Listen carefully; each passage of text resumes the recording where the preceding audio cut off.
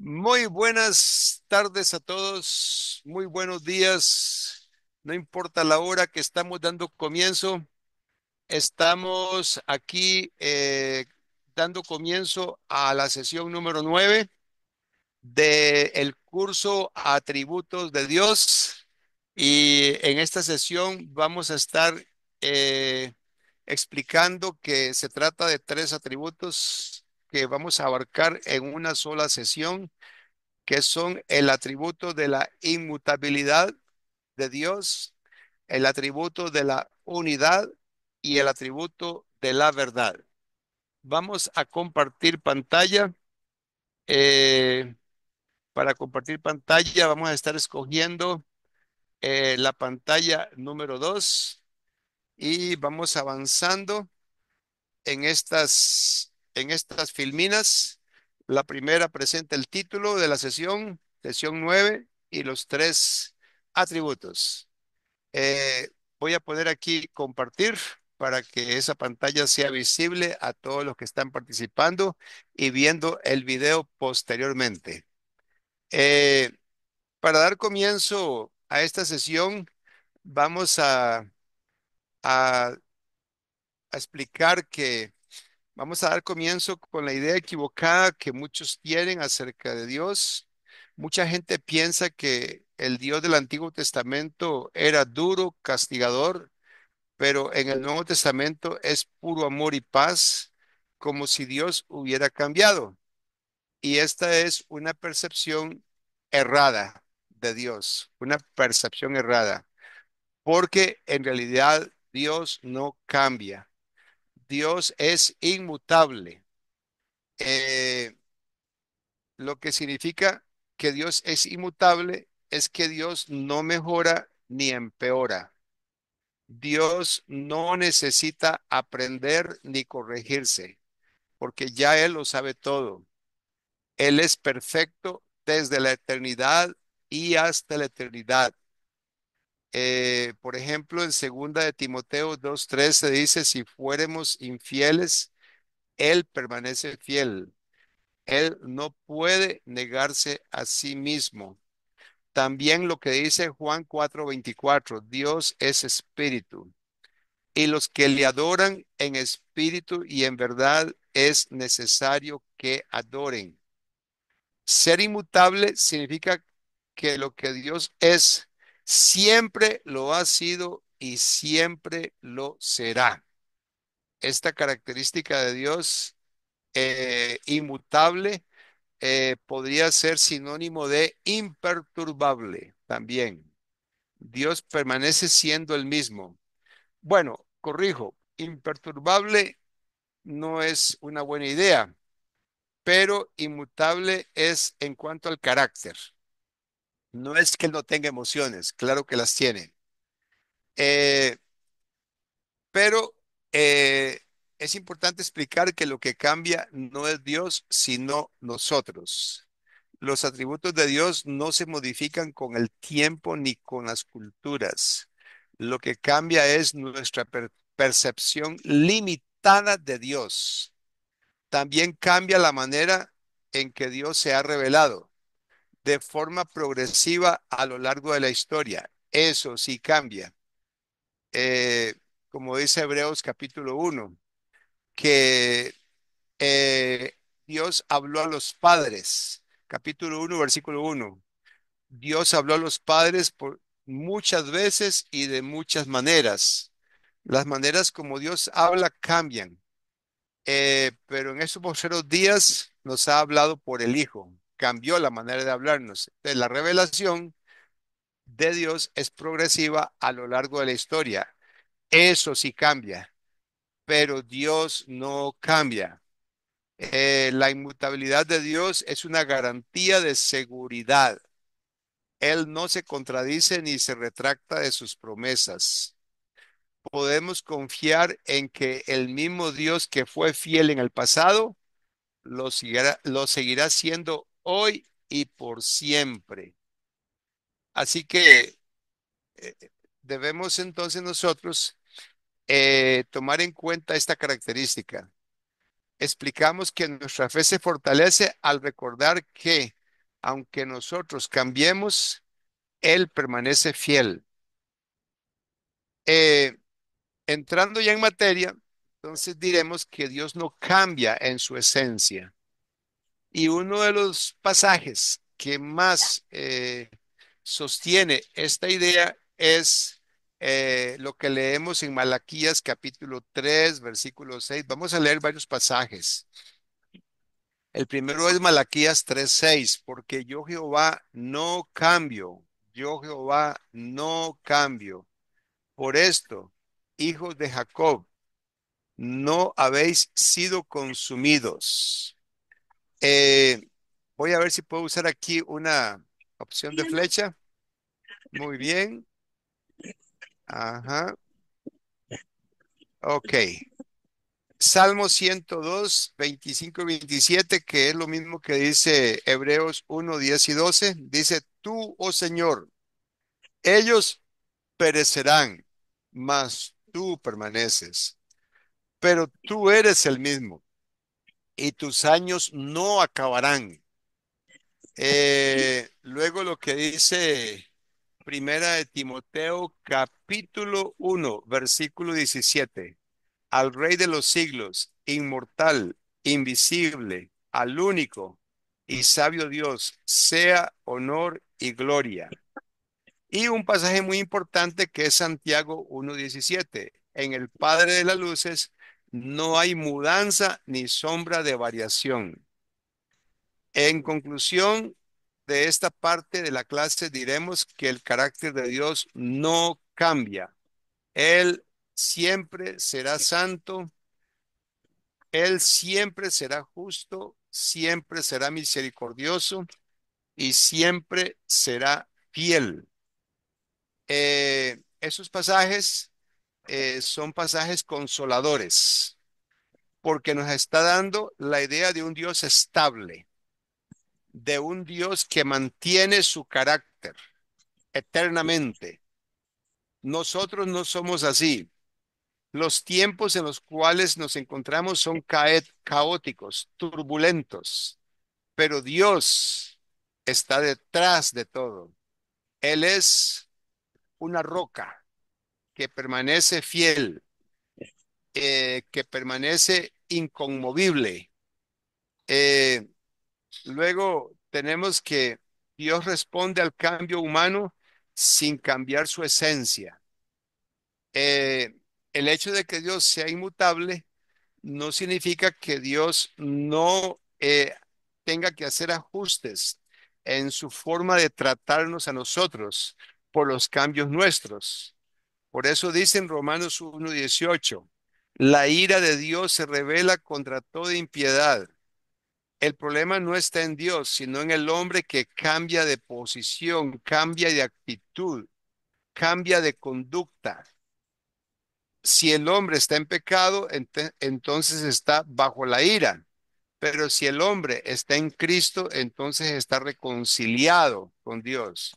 Como dice 2 Corintios 5:18, Dios nos reconcilió consigo por Cristo, consigo mismo. Y como dice Romanos 5:10, antes éramos enemigos, ahora somos salvos por la vida de Cristo. Dios no cambió, fuimos nosotros quienes pasamos de ser enemigos a ser hijos. Eh, También el tema de la inmutabilidad de Dios tiene que ver con las promesas y con las amenazas de Dios, que son condicionales. Por ejemplo, en Jeremías 18, 5 al 10, donde habla del alfarero y del barro, si el pueblo cambia, Dios responde en consecuencia, porque la inmutabilidad de Dios no significa rigidez, sino que significa coherencia absoluta con su carácter santo. Bueno, podríamos hacer una lectura muy rápida de lo que dice Jeremías 18, 5 al 10, para entender de lo que estamos hablando. Dice así, Jeremías 18, 5 al 10. Dice, entonces vino a mí palabra de Jehová diciendo, no podré yo hacer de vosotros como este alfarero, oh casa de Israel. Dice Jehová, he aquí que como el barro en la mano del alfarero, así sois vosotros en mi mano, oh casa de Israel. En un instante hablaré contra pueblos y contra reinos, para arrancar y derribar y destruir. Pero si esos pueblos se convirtieren de su maldad, contra la cual hablé, yo me arrepentiré del mal que había pensado hacerles. Y en un instante hablaré de la gente y del reino para edificar y para plantar. Pero y si hiciere lo malo delante de mis ojos, no oyendo mi voz, me arrepentiré del bien que había determinado hacerle.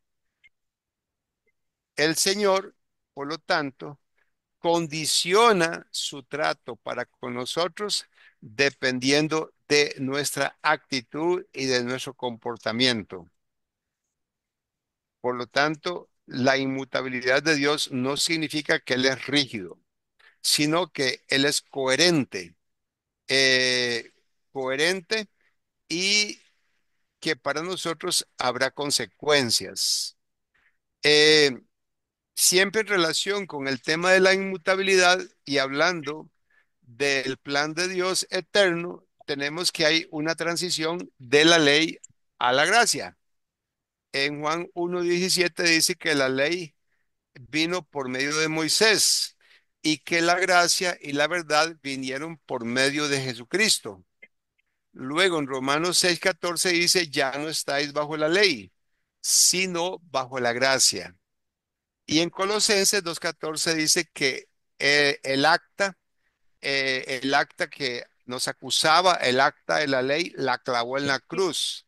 Entonces, en el plan eterno de Dios, Dios lo que hizo fue primero mostrar su justicia por medio de la ley y luego muestra su gracia por medio de Cristo. Y hay varios pasajes ahí que sustentan esta idea. En otras palabras, el hecho de que Dios sea inmutable no significa que Dios no haya hecho una transición en cuanto a la forma como Él, eh, eh, en cuanto a las condiciones bajo las cuales nos relacionamos con Él. Tenemos un micrófono, es el micrófono de Nerida del Carmen. Si puedes, por favor, inactivarlo. Claro. Desactivar micrófono, por favor. Gracias. Muy bien.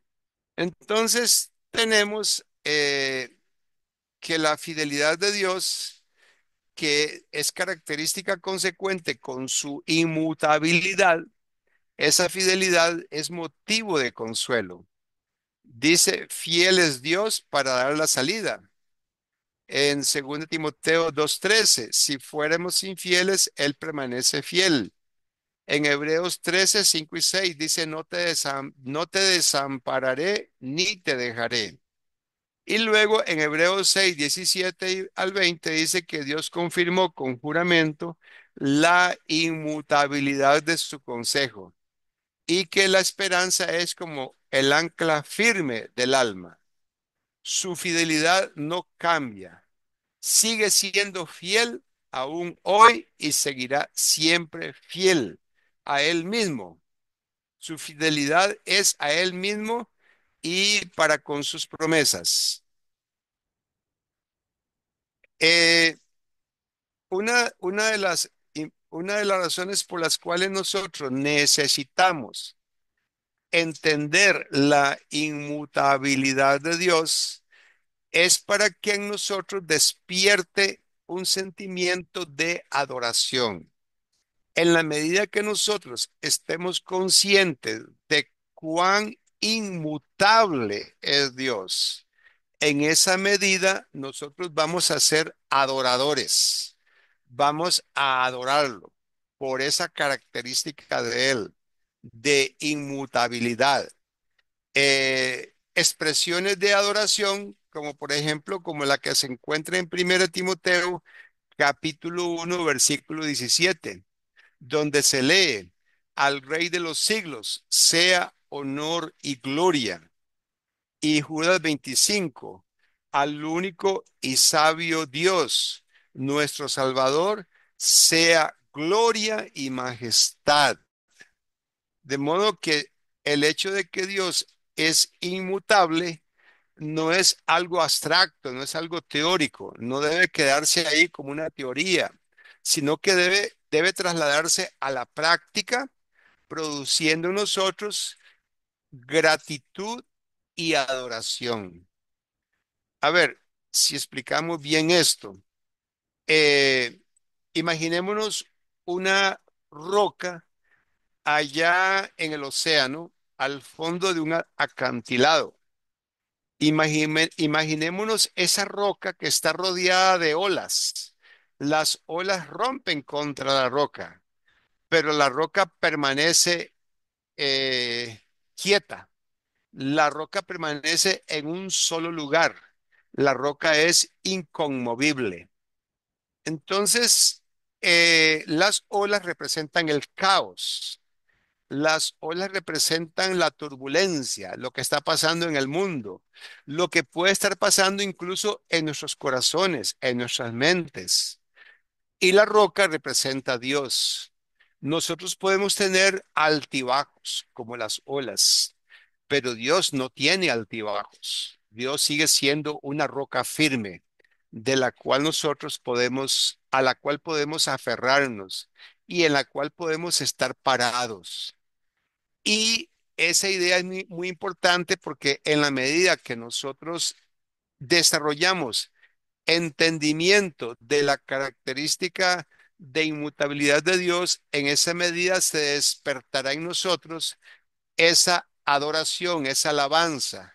En esa medida vamos a ser nosotros entonces consecuentes con la característica, con la naturaleza de Dios, en la forma como le hablamos, en la forma como le expresamos alabanza.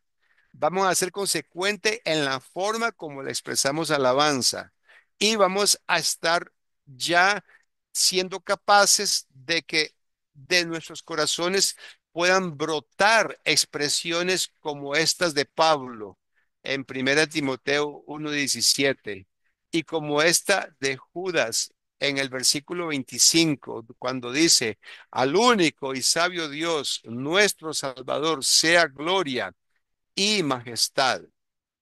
Vamos avanzando entonces que la inmutabilidad de Dios no solo despierta adoración, sino que también es advertencia, porque para los que persisten en rechazar a Dios, entonces Dios es motivo de temor. La inmutabilidad de Dios es motivo de temor porque significa que Él no va a cambiar. Él no va a cambiar su su sentencia. Su sentencia se mantiene firme, como dice en Juan 3:36. El que no cree en el Hijo, la ira de Dios permanece sobre él, sobre aquel que no cree. O como dice Romanos 2:8, que castigará con ira y enojo a los que son contenciosos. O sea, eso no va a cambiar porque Dios es inmutable. O como dice Hebreos 10:30 y 31, horrenda cosa es caer en manos del Dios vivo. Ven por qué es importante que nosotros entendamos el tema o la característica de la inmutabilidad de Dios. Debe producir en nosotros temor. Debe producir en nosotros, como ya dijimos hace un rato, adoración. Y también es muy importante la inmutabilidad de Dios porque nos permite a nosotros entonces, eh, bueno, antes de esta parte, eh, la idea clave es que Dios no cambia en esencia ni en carácter, lo que cambia es nuestra condición delante de Él y su respuesta siempre es justa, coherente y fiel a su naturaleza. Esto en cuanto a la inmutabilidad. Ahora viene la unidad de Dios. Eh, la característica de la unidad de Dios. Para poder comenzar, vamos a problematizar el tema. El tema de la unidad de Dios tiene que ver con el problema del politeísmo. Para poder entender la unidad de Dios hay que contrastarlo con el politeísmo, que es un hecho histórico, eh, porque en la antigüedad pueblos como Egipto, Grecia y Roma adoraban a muchos dioses. Está el dios del sol, el dios de la guerra, el dios de la fertilidad. Y aún hoy hay religiones y culturas orientales o tribales donde el politeísmo sigue presente. Eh, y, y la Biblia, debido a que hay politeísmo, debido a que es un problema el politeísmo y que era un problema en los tiempos en los cuales Dios estaba empezando a sacar a su pueblo de Egipto y a formar una nación con los descendientes de Abraham. En esos tiempos, el mismo Egipto era politeísta y los habitantes de las tierras a las cuales ellos iban a ir para conquistarlas, esos habitantes también eran politeístas. Entonces, por eso, la idea de que Dios es uno solo se plasma en Deuteronomio 6:4, en el Shema, donde dice: Oye, Israel, Jehová nuestro Dios, Jehová uno es. Es decir, es como una sentencia, una sentencia. Esta es una expresión sentenciosa de los israelitas y que se recoge en Deuteronomio 6:4. Incluso hay cánticos que hoy día los judíos cantan y que expresan esta idea. Es muy importante la idea de que Dios es uno. Él no es plural. Él es singular, es un solo Dios. Eh, y esto, cuando los israelitas lo empiezan a proclamar en medio de aquellos pueblos, entonces esta expresión tenía mucho sentido. Decir que Jehová nuestro Dios, Jehová, uno es, para, para ellos decirlo era muy importante. Nosotros lo damos por sentado. Pero los israelitas, no lo daban por sentado porque para ellos eso era algo que contrastaba mucho con la realidad de la forma como ellos veían a Dios, como los pueblos paganos, no judíos, veían a Dios.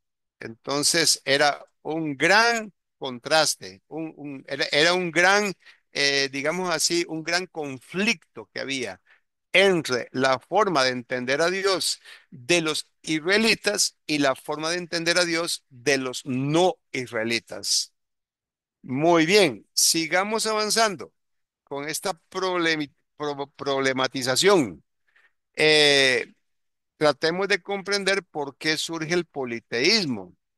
Bueno, surge de la naturaleza humana caída, porque el ser humano prefiere adorar la creación antes que al Creador. Como dice Romanos 1:21 al 23, dice: se hicieron vanos en sus razonamientos y su necio corazón fue entenebrecido, y honraron y dieron culto a las criaturas antes que al Creador. Y esto sigue siendo cierto hoy, porque aún hoy eh, los seres humanos prefieren adorar lo que Dios da, la creación y las cosas que Dios da. Pero bueno, volviendo a las culturas antiguas que se hicieron vanos en sus razonamientos y su necio corazón fue entenebrecido, entonces en ellos surge un politeísmo. por necesidad de explicar lo desconocido. Al no conocer a Dios, a ese Dios que es uno, y al estar enfrentados a lo desconocido, tal como las lluvias, las sequías, las enfermedades, entonces a ellos les parece que tiene que haber un Dios que gobierne cada una de esas cosas.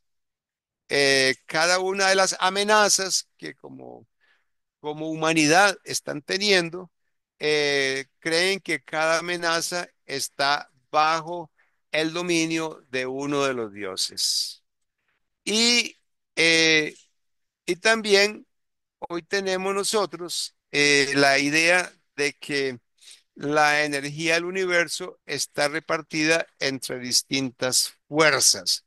Aún el ateo, entre comillas, puede ser politeísta. Aún el ateo. Eh, pero, pero los atributos de Dios no se contradicen. Todos son armónicos y coherentes. Todos son armónicos y coherentes. En Dios no hay luchas internas porque Él es uno solo. Por ejemplo, la justicia y la misericordia se cumplen juntas en la cruz. En cambio, nosotros sí hay luchas internas. En nosotros hay contradicciones internas, tal como, como lo expresa el apóstol Pablo en Romanos 7:15. No hago lo que quiero, sino lo que aborrezco. Eso hago. Pero en Dios no existe esta lucha. Avancemos sobre el atributo de la unidad. Al ser Dios uno solo, entonces, según el apóstol Pablo, nosotros también debemos ser uno en Cristo.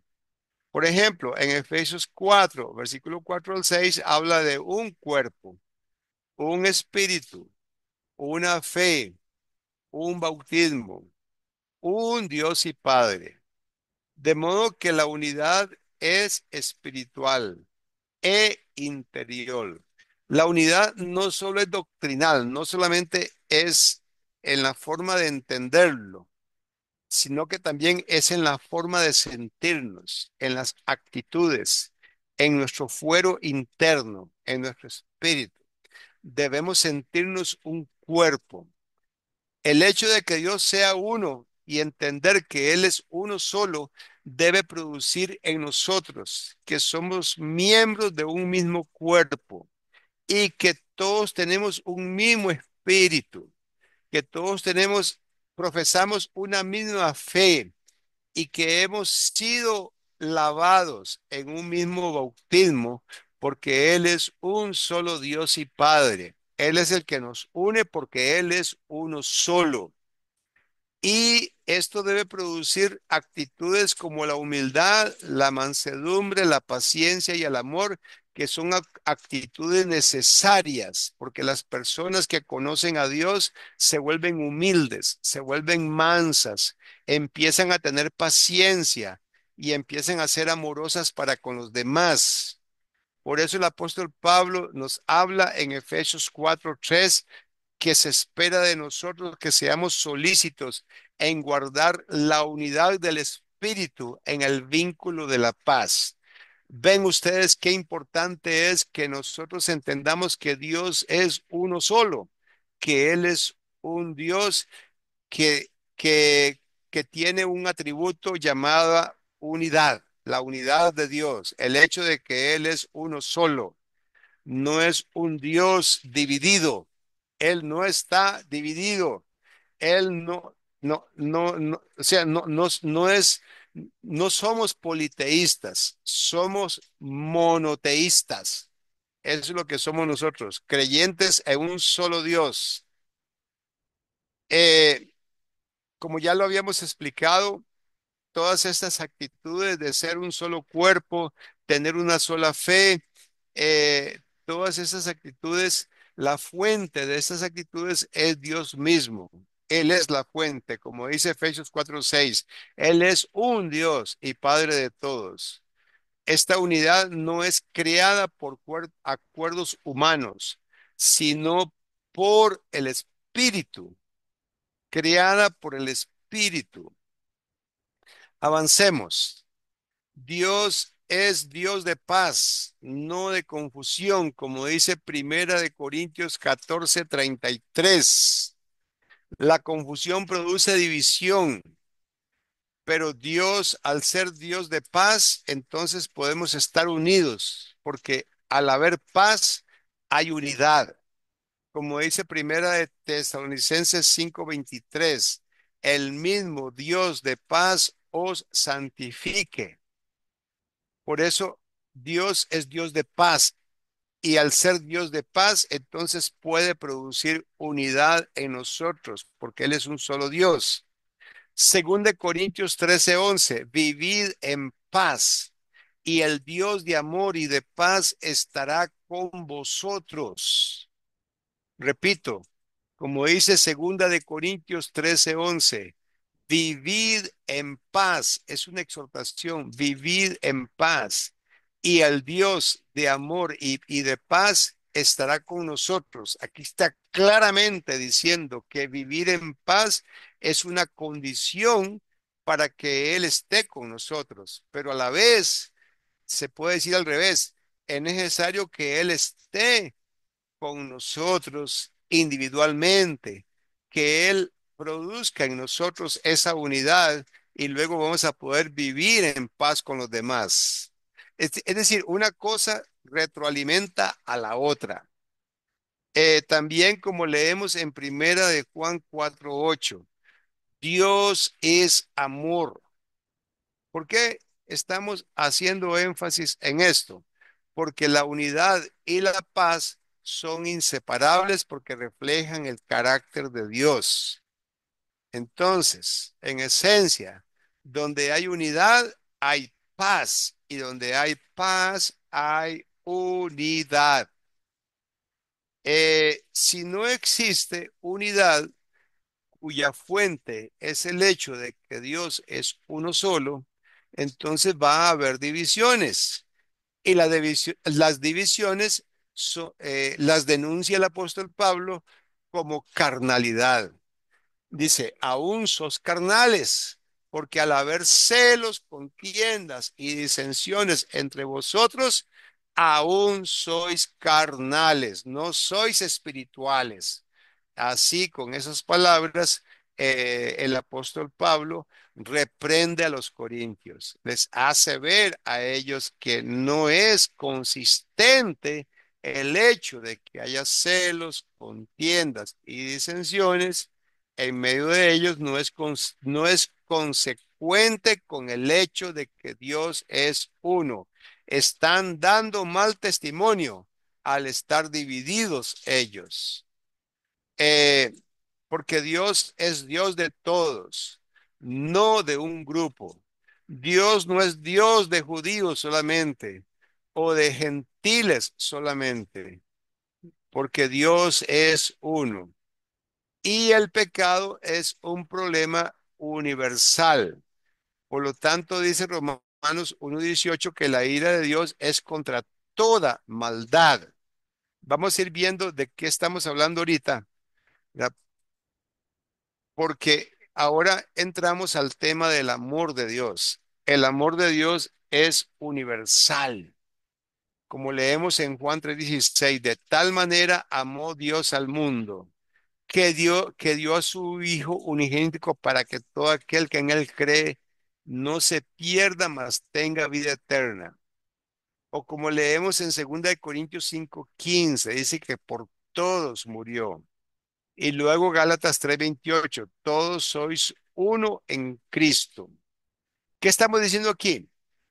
Que lo que estamos diciendo es que lo que une al ser humano con otro ser humano es el hecho de que un solo Dios, es el mismo Dios que ama a mi hermano, es el Dios que me ama a mí también. Y el mismo Dios que murió por él es el Dios que murió por mí.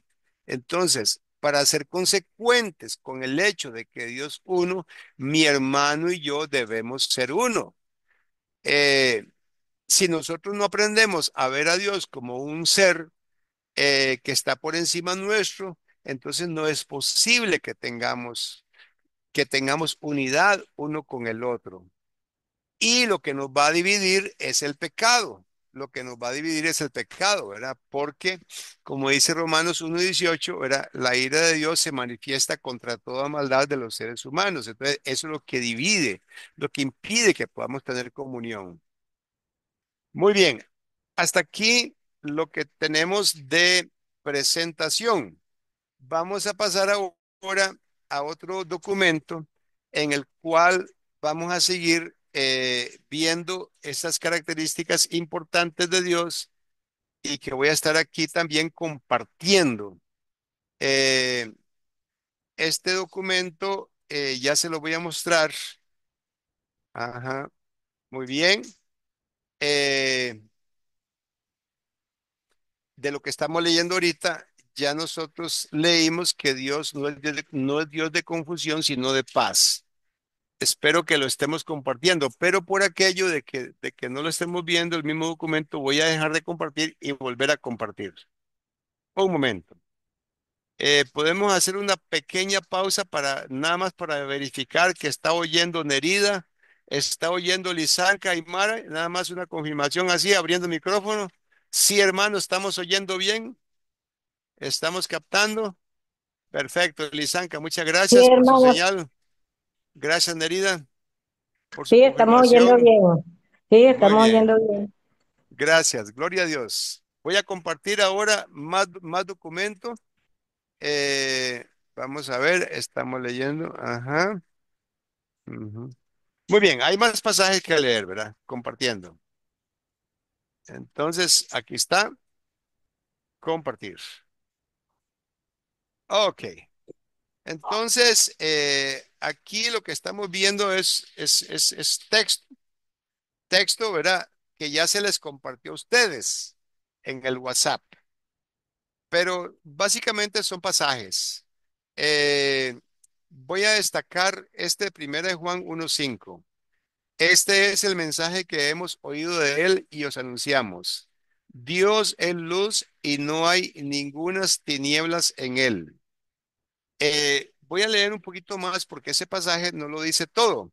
Ese pasaje también habla en primera de Juan capítulo 1, versículo 5 dice, Dios es luz y no hay ningunas tinieblas en él. Pero el 6 dice algo muy importante. Si decimos que tenemos comunión con él y andamos en tinieblas, mentimos y no practicamos la verdad. Pero si andamos en luz, como él está en luz, tenemos comunión unos con otros. Y la sangre de Jesucristo, su Hijo, nos limpia de todo pecado. Luego dice más adelante, si decimos que no tenemos pecado, nos engañamos a nosotros mismos y la verdad no está en nosotros. Allí, era eso que estamos leyendo, confirma lo que estamos diciendo, que para poder estar unidos necesitamos andar en luz. Y andar en luz significa permitir que Dios alumbre nuestros corazones para que allí podamos descubrir que somos pecadores, porque dice claramente que si decimos que no tenemos pecado, nos engañamos a nosotros mismos y la verdad no está en nosotros. Pero si confesamos nuestros pecados, Él es fiel y justo para perdonar nuestros pecados y limpiarnos de toda maldad. Es decir, la persona que anda en luz es la persona que confiesa su pecado. Y dice el versículo 7 que si andamos en luz, o sea, si confesamos nuestro pecado, entonces tenemos comunión unos con otros y la sangre de Jesucristo, su Hijo, nos limpia de todo pecado. Entonces, como ustedes pueden ver, es muy importante andar en luz para poder estar unidos, para poder tener comunión unos con otros. Vuelvo a leer. si andamos en luz como Él está en luz, tenemos comunión unos con otros, porque Él es uno solo y Él es luz. Andar en luz es ser honestos, reconocer que pecamos. Tinieblas es el que niega su pecado, el que dice, si decimos que no tenemos pecado, nos engañamos. Ve, eso es tinieblas, engañarse uno mismo, no aceptar que nosotros somos pecadores, no pedir perdón. Entonces, por eso dice, nos engañamos a nosotros mismos y la verdad no está en nosotros.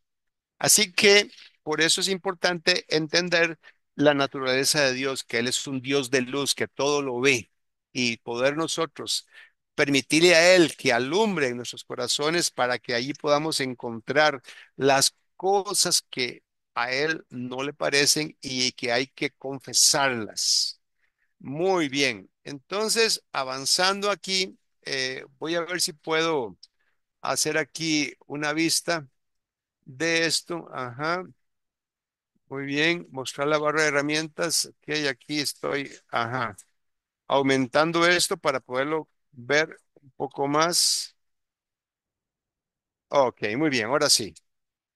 Quito la barra de herramientas. Y vamos a leer Primera de Tesalonicenses 5:23, donde dice, el mismo Dios de paz os santifique por completo, y todo vuestro ser, espíritu, alma y cuerpo sea guardado irreprensible para la venida de nuestro Señor Jesucristo.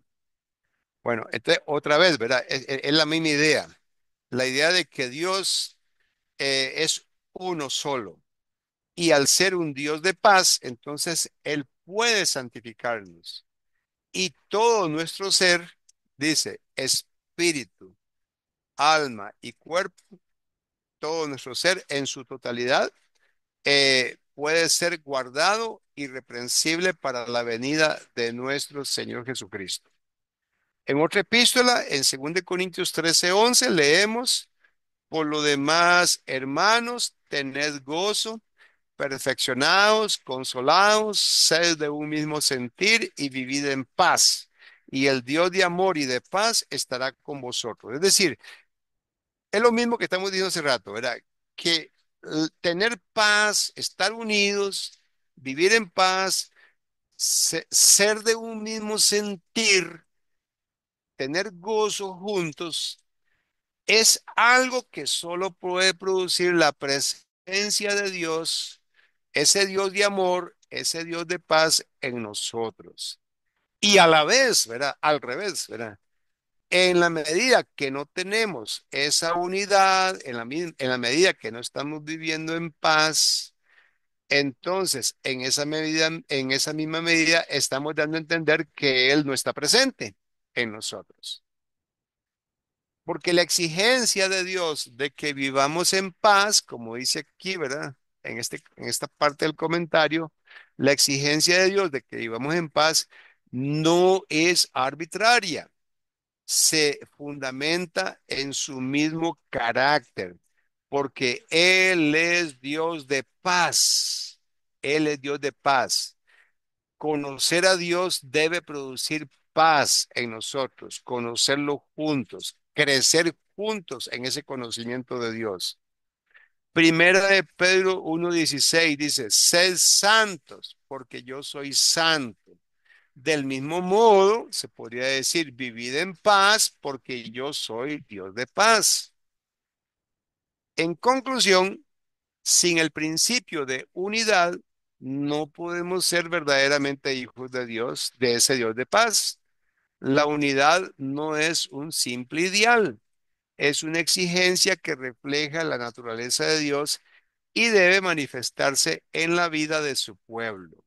Entonces, es una retroalimentación. El hecho que Dios es Dios de paz, quien lo conoce puede tener paz con los demás. Y el hecho de que no tenga paz con los demás por no conocer a Dios, entonces no puede, Dios no va a estar presente en una relación así. Está dando a entender que Dios no está presente. Pasemos ahora al tercer atributo, el atributo de Dios, conocido como la verdad. Y puse entre paréntesis este título. ¿Cuán real es su presencia para mí?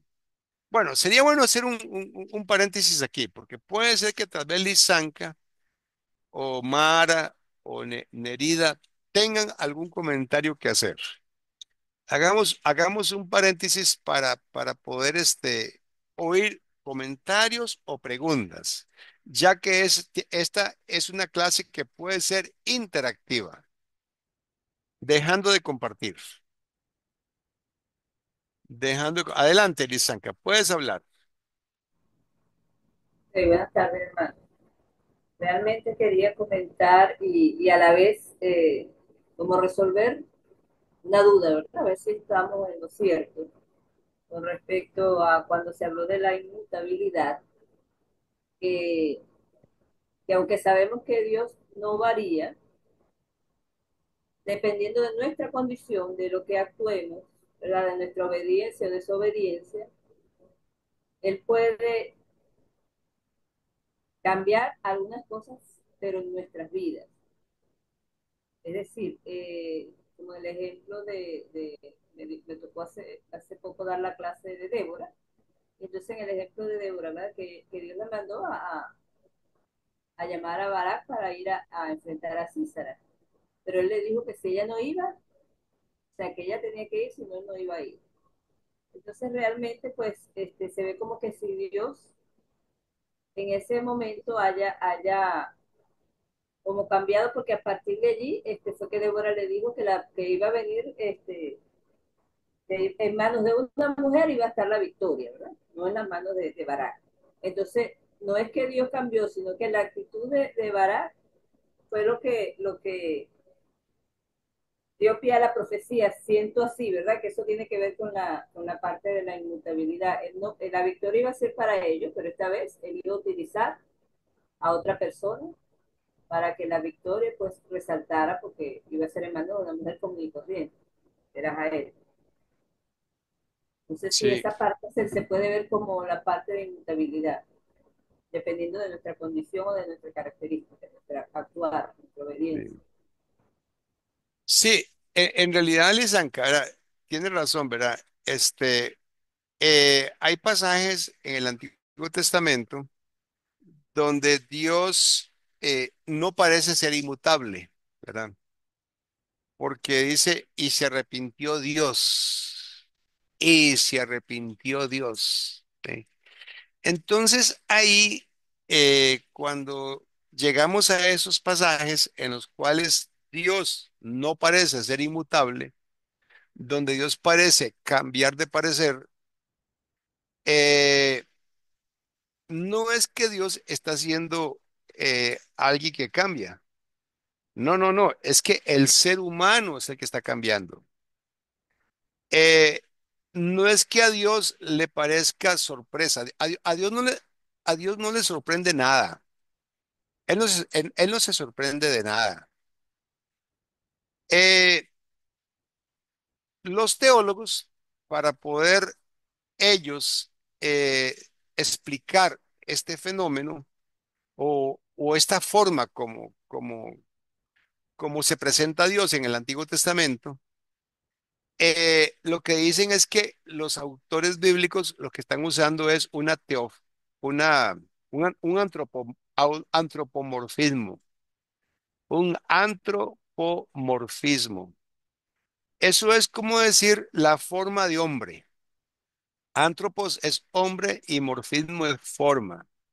Es una palabra técnica para decir que en el Antiguo Testamento hay antropomorfismo, o sea, hay descripciones de Dios donde se usan características de hombres, o sea, de seres humanos, para describir a Dios, pero no significa que Dios tenga esa característica de ese ser humano. Eh, es como decir la mano de Dios, o sea, Dios no tiene mano, pero al decir la mano de Dios, entonces estamos diciendo, ¿verdad? estamos usando un antropomorfismo que es una figura retórica para poder hablar de Dios. Así que, ¿verdad? Por ahí anda eso que pasó con Débora, ¿verdad? Dios está en un diálogo con Débora y entonces Dios está, ¿verdad? Eh, en esa conversación, Débora ve a Dios como alguien con quien ella puede hablar. El autor de esa parte de Jueces presenta a Dios como alguien que parece que cambió de parecer, ¿verdad? Eso fue lo que notaste, Lisanka, como alguien que cambió de parecer.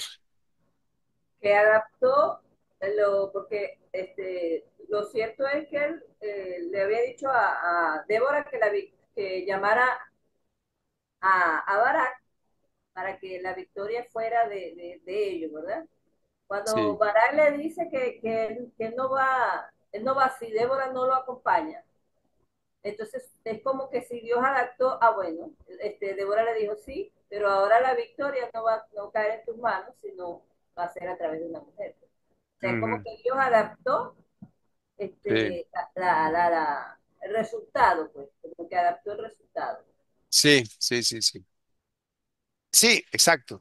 Dios hizo una adaptación, como si Dios no supiera que eso iba a pasar, ¿verdad? Pero claro que sí sabía. Muy bien. Gracias, la observación tuya, Lisanka. ¿Algún otro le gustaría participar?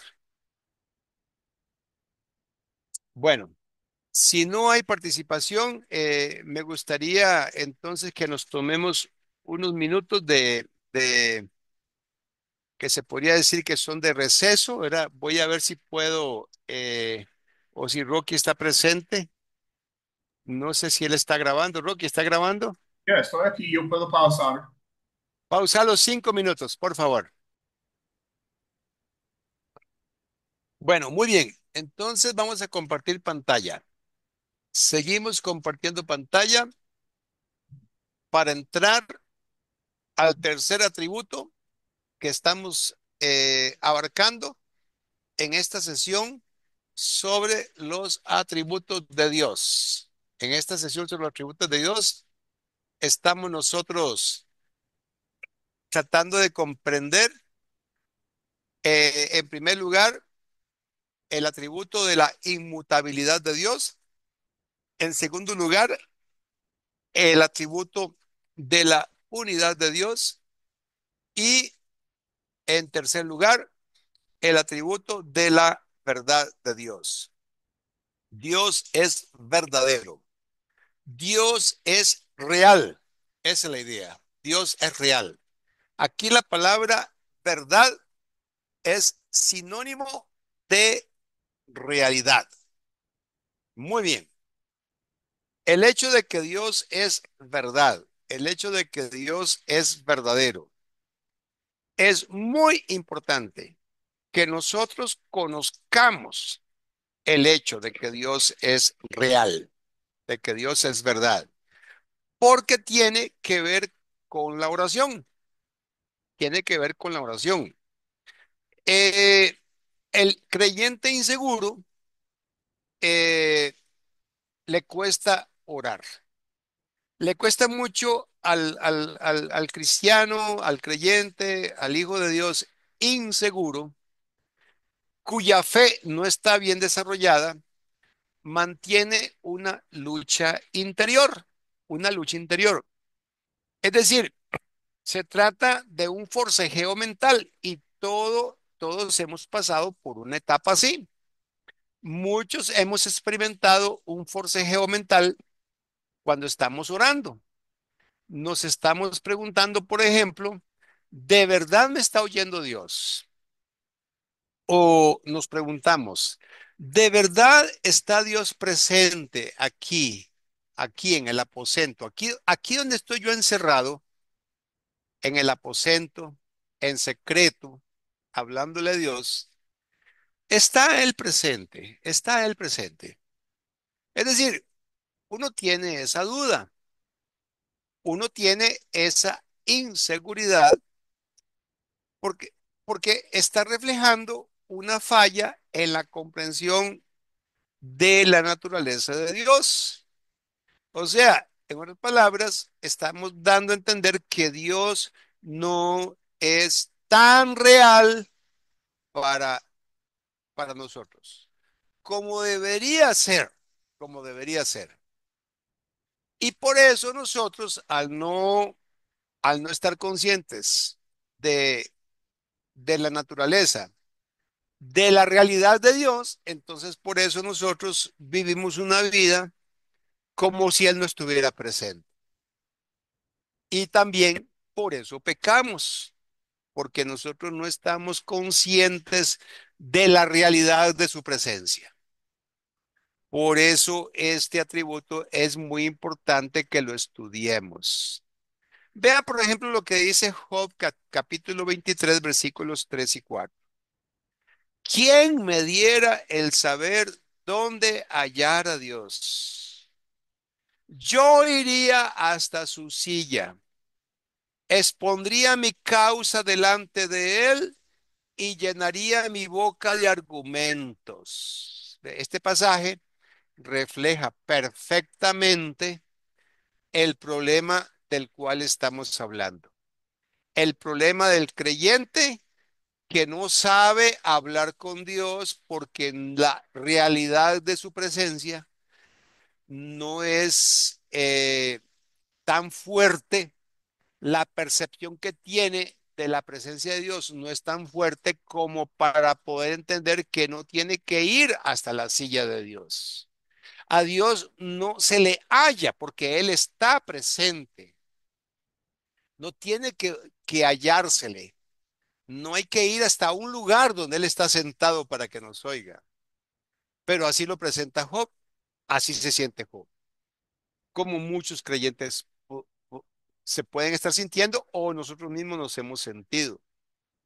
Dice Job que si él pudiera hallar ese lugar donde está sentado el Señor, entonces expondría su causa delante de él, llenaría su boca de argumentos. Ve qué interesante. Es decir, entonces podría orar.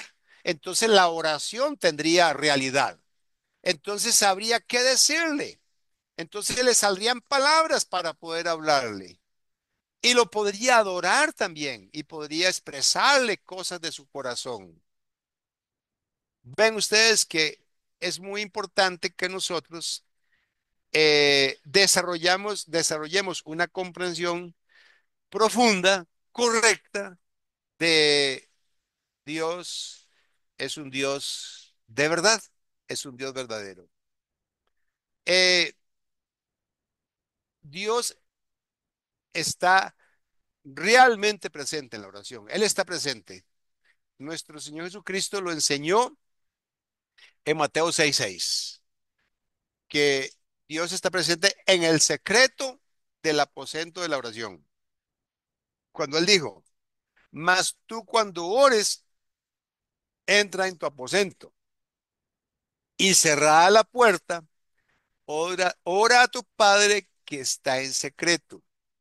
Y tu Padre que ve en lo secreto, te recompensará en público. Como ustedes pueden ver, nuestro Señor Jesucristo nos está dando a entender claramente que Dios no es un pensamiento vago, tampoco es una fuerza cósmica celestial. No, Dios es una persona real y presente. El problema no es la ausencia de Dios, sino nuestra incapacidad de percibirlo con fe, como leemos en Hebreos 11:6. Sin fe es imposible agradar a Dios, porque es necesario que el que se acerca a Dios crea que le hay y que es galardonador de los que le buscan. Es decir, el hecho de que Dios es real, de que Dios es verdad, Él es verdad, eh, desarrollar la comprensión de ese hecho permite entonces que nuestra fe crezca. Nuestra fe se va a, a robustecer. se va a volver una fe firme y sólida. Y vamos a poder entonces estar en condiciones de agradar a Dios. Y nos vamos a acercarnos a Él creyendo que le hay y Él nos va a galardonar con la confirmación de su presencia, escuchándonos y tratándonos como seres a quienes Él está prestando oído realmente y seres que están perfectamente conscientes de que lo que le están diciendo a Dios, Dios lo está oyendo y lo está tomando en cuenta. Es como si Dios estuviera ahí con una libreta, prestando oído y poniendo en la libreta los apuntes de las cosas que yo le estoy diciendo, de las alabanzas que le estoy elevando, de la admiración que le estoy expresando, de las cosas por las cuales le estoy dando gracias, de los pecados de los cuales me siento culpable y que quiero, que ya no quiero más seguir en ellos, y de las cosas que quiero pedirle por otras personas y que purifique mi corazón para que las cosas que yo le pida sean verdaderamente cosas que Él quiere darme para su propósito, no cosas que egoístamente yo quiero para mí. Y ejemplos, hay ejemplos abundantes de eso en toda la escritura. Muy bien.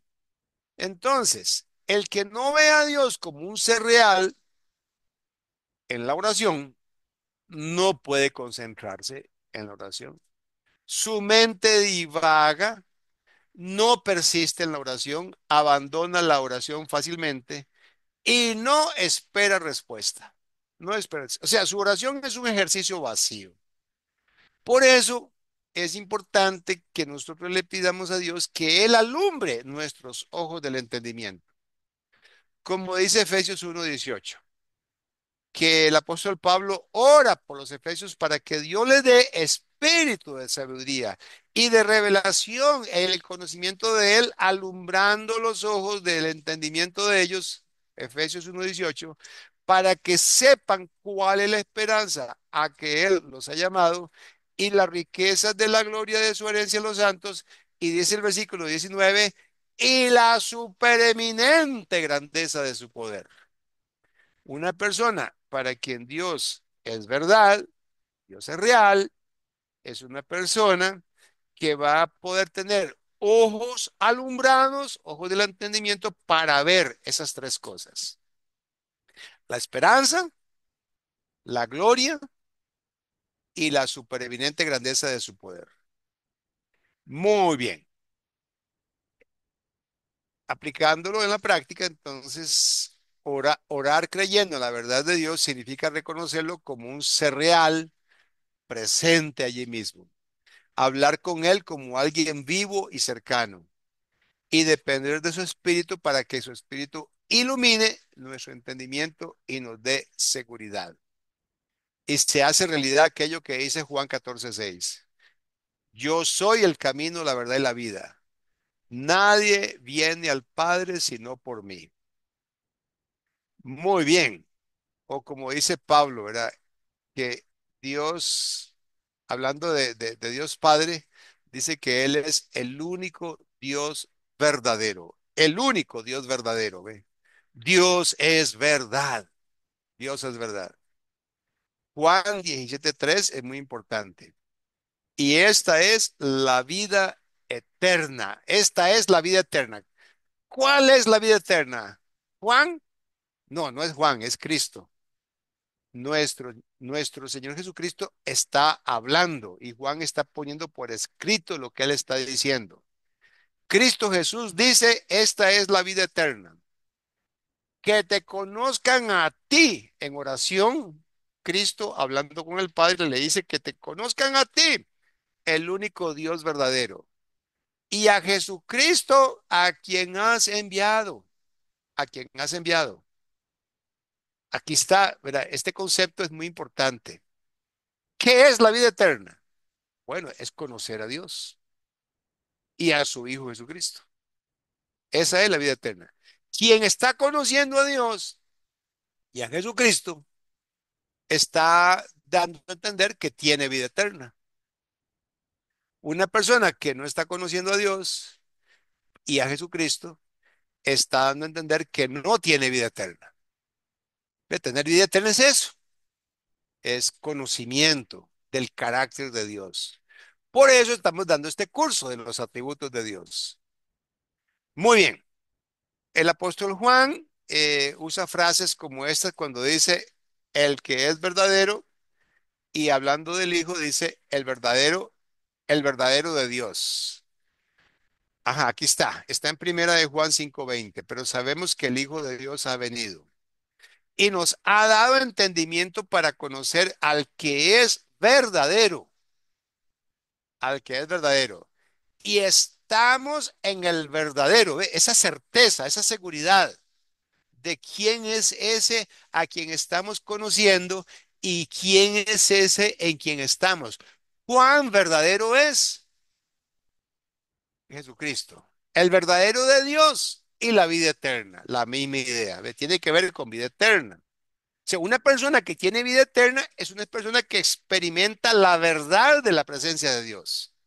Dios está verdaderamente presente en su vida, por eso tiene vida eterna.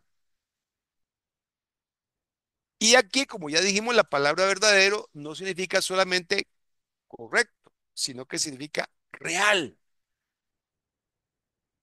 Aquí verdadero no es simplemente lo contrario de falso, sino que es una expresión de la realidad de Dios. Dios es real en contraste con los ídolos, que son falsos e inexistentes como dioses, son engañosos. Es decir, cualquier cosa en esta vida en la cual pongamos esperanza, pongamos nuestra confianza, como el dinero, por ejemplo, es falsa, es una falsa esperanza, es una falsa confianza. El dinero da confianza, sí, es bueno tener dinero, pero es una falsa confianza. Porque cuando no se tenga dinero, entonces esa confianza termina. Pero con el Señor tenemos verdadera confianza, porque Él es verdad. Primera de Juan 5:21 dice, hijitos guardados de los ídolos. De la misma manera, Jesús afirmó que Él es verdadero pan, en contraste con el maná del Antiguo Testamento. Ve, por eso hay que ver cómo Jesús, ¿verdad? Se presenta como el verdadero. Él es el verdadero. El maná no es el verdadero. El maná de Éxodo, ese maná es símbolo del verdadero. Muy bien. Jesús les dijo, de cierto os digo, no dio Moisés el pan del cielo, mas mi Padre os da el verdadero pan del cielo, que es esto mismo. También en la carta a los Hebreos habla del verdadero tabernáculo, en contraste con el tabernáculo terrenal que solo era una figura. Es lo que leemos en Hebreos 8:2, hablando de Jesús como ministro del santuario y de aquel verdadero tabernáculo que levantó el Señor y no el hombre. Entonces, en otras palabras, cuando decimos que Dios es verdad, decimos que Él es el único Dios real, que todo lo que Él es y hace es auténtico y que en Él no hay falsedad ni apariencia. Cuando Jesús dijo, yo soy la verdad, no estaba hablando únicamente de su veracidad o sinceridad, así como cuando dijo, yo soy la vida, no se trataba solo de anunciar su resurrección futura, sino afirmar que Él mismo es la fuente de la vida. Es lo que leemos, como ya dijimos en Juan 14:6. Yo soy el camino, la verdad y la vida. Nadie viene al Padre sino por mí. En Apocalipsis Jesús se presenta como el viviente, ¿verdad? Dice el Apocalipsis 1:18. El que vivo y estuve muerto, mas he aquí que vivo por los siglos de los siglos. Amén. y tengo las llaves de la muerte y del Hades. Ese es un pasaje que tiene que ver con aquel momento en el cual Juan el apóstol tuvo una visión cuando estaba en Patmos. Tuvo visión de Jesús resucitado, Jesús glorificado. Ese pasaje grandioso, ¿verdad? Donde Juan relata la experiencia que tuvo, que incluso se sintió hombre muerto, dice. Él se sintió hombre muerto, pero Jesús lo tranquiliza con esas palabras. No te preocupes, Juan. Yo soy el que vivo y estuve muerto y ahora vivo por los siglos de los siglos. Además, tengo las llaves de la muerte y del Hades. Aquí Jesús conecta su identidad con las afirmaciones divinas, cuando él dice, yo soy el primero y el último. Yo soy el que vive por los siglos. Y cuando dice, tengo las llaves de la muerte, todo eso señala que él es Señor de la vida y de la muerte. Por eso, la Escritura afirma que la muerte no pudo retenerlo, como leemos en Hechos 2:24, al cual Dios levantó suelto los dolores de la muerte, por cuanto era imposible que fuese retenido por ella. Eso hace a Cristo verdadero, el hecho de que resucitó y vive para siempre. Eso es lo que lo hace a él verdadero. Es decir, él demostró que él es verdadero resucitando de entre los muertos. Y creer en la resurrección de Jesús implica entonces que yo eh, desarrolle una certeza, una convicción de de que todo lo que Cristo enseñó es verdad, que Él es verdad, Él es la verdad. Entonces, Él es digno de que yo lo conozca. Si Él es la verdad, debo conocerla. Si Él es la vida, debo vivirla. Y si Él es el camino, debo andar en ese camino. Cuando Él dijo, por ejemplo, yo soy la resurrección y la vida. El que cree en mí, aunque esté muerto, vivirá. Aquí entonces, conocer cuán verdadero es Cristo o Dios en Cristo, estamos nosotros entonces ahí ya viendo la muerte desde otra perspectiva. Ya la muerte no nos asusta como asusta a las personas que aman la vida.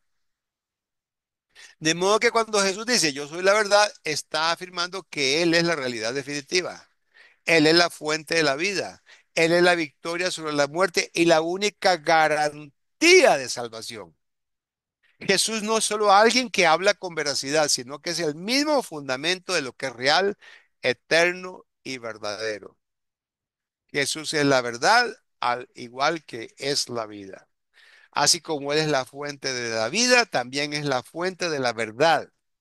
Significa que Jesús no es solo alguien que enseña la verdad, sino que Él mismo es la verdad. El camino que Él muestra es Él mismo y la verdad que Él enseña es Él mismo. Leamos primera de Juan 2:2. Dice, y Él es la propiciación por nuestros pecados. Y no solamente por los nuestros, sino también por los de todo el mundo.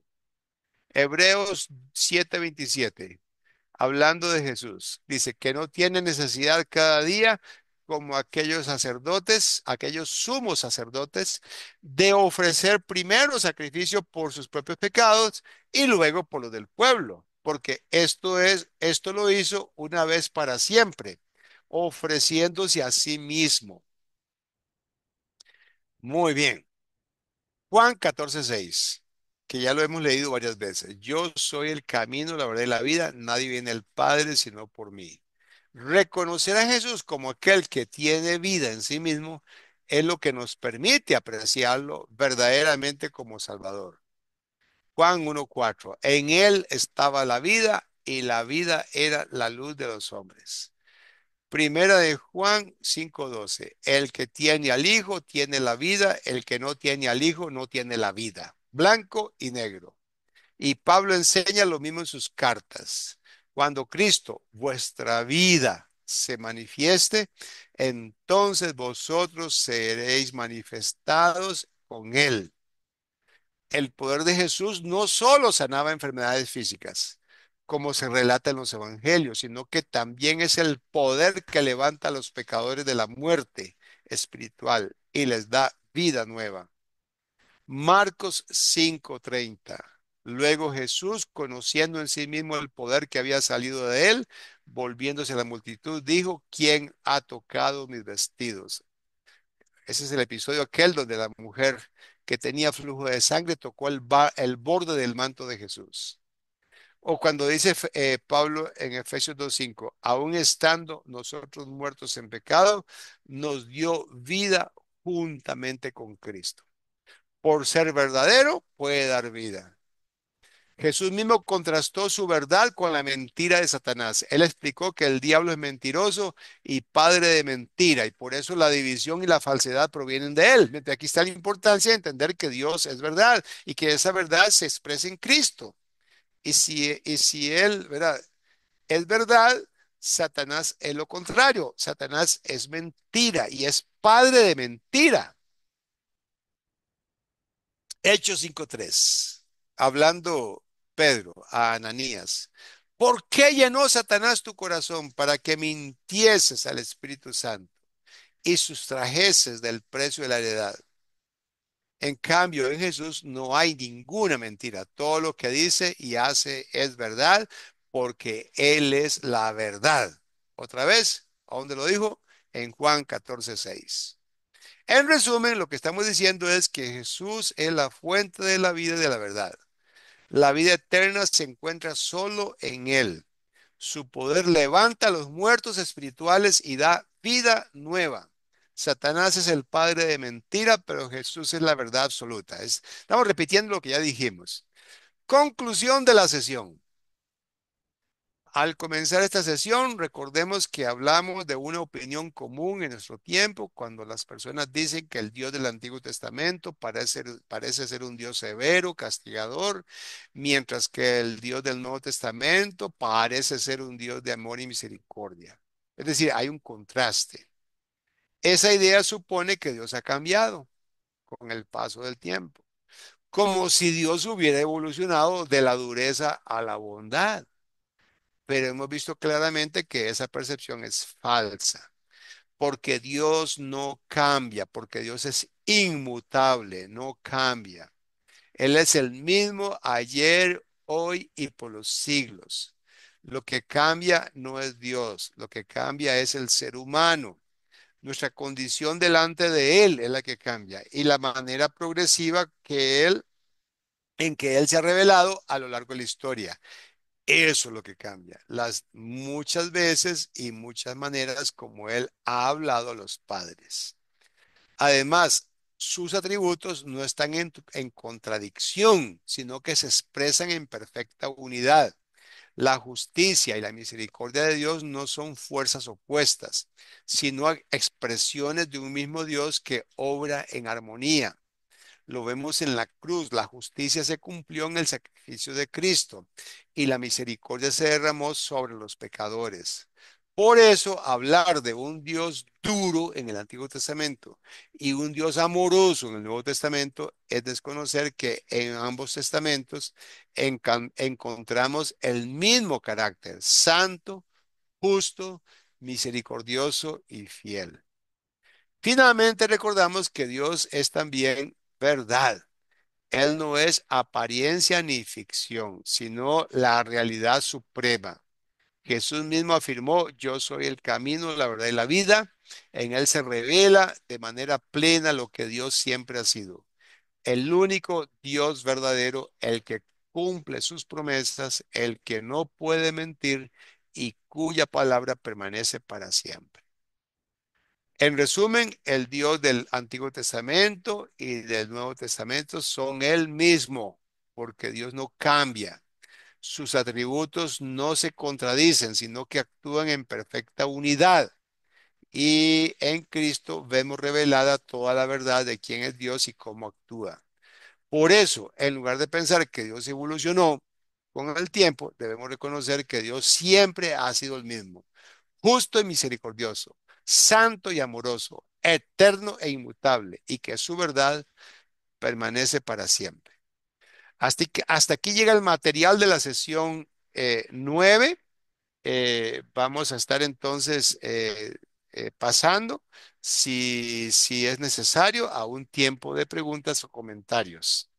Por favor, podemos comentar, podemos preguntar de las tres damas que están ahí oyéndonos. Tal vez ya llegó Henry, tal vez está ahí Henry, no sé.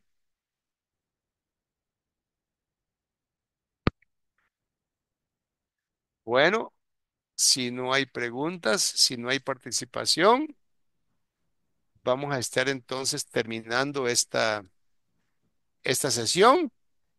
Eh, Nada más pido confirmación de que, ajá. Gracias, Rocky. Parece que estamos bien aquí terminando. Igualmente, Eh, el video quedó completo, ¿verdad? Para poder publicarlo. sí. Muy bien, muy bien. Gloria a Dios, entonces. Eh, Gracias, Nérida, por la manita de aprobación. Perdón, Lisanca más bien creo que es, ¿verdad? Pero Nérida, muchas gracias por su participación también. Y gracias, Mara, por su participación. Buenas Bueno, tardes. Buenas tardes. buenas Chao.